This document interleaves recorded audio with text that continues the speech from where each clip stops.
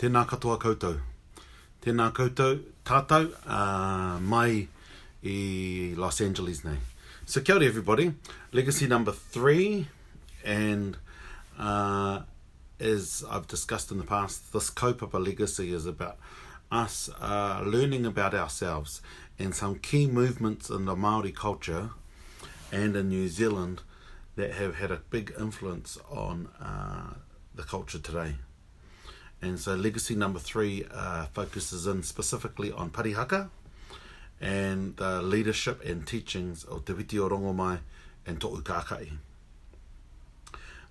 who have been immortalised through a number of mōteatea, ngeri and karakia, etc., but also tūtamiti, but also in more recent times through the song of Parihaka by Neil Finn. So Parihaka is a village on the northwestern side of Mount Taranaki, and it was a movement established by Te Whiti-o-Rongomai and Tohu Kākahi, who focused in on sharing a message of peace, a message of peace throughout the turmoil that happened to our tupuna in Taranaki as a result of the land wars that started in 1863. And so in the 1880s and 1890s, there was a big movement led at Parihaka, and there were stages to that movement as well, which include passive resistance and resisting to the taking of our land.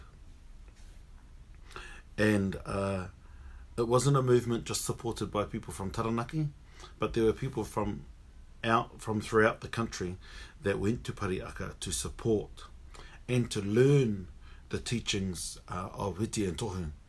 And what's really important is this is one of the first recorded forms of passive resistance, and Mahatma Gandhi copied Whiti and Tohu. Just imagine if that was shared in the New Zealand education system. That the great deeds of Gandhi were also founded on some of the teachings of Māori in New Zealand. And this whole notion of peace is symbolised by the white feather. That was the sign of Tohu Kākahi, known as the Raukura. And then those without the feather were known as the Pore.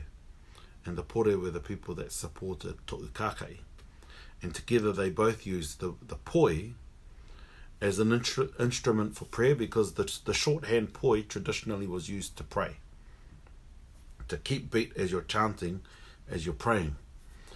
And in the case of Parihaka, the poi was used as a symbol to send the message as you went through and did the actions of the poi. They would capture your words and send your words out to the wind. Send your words out to the world to spread the message of peace. To spread the message of peace and passive resistance. And so as we focus in on this kaupapa number 3, legacy number 3, it's about us learning more about these different parts in our history. And there are many examples around the country, and the more we share them, and the more we start writing our own stories, the more we will be able to provide a perspective that comes from us, that is legitimately connected to the land and tells our story. So kātiake, that's a very brief overview of Whiti and Tohu, and I will do some more on Friday, New Zealand time. Kātiake, tēnā koutou, kia ora tātou.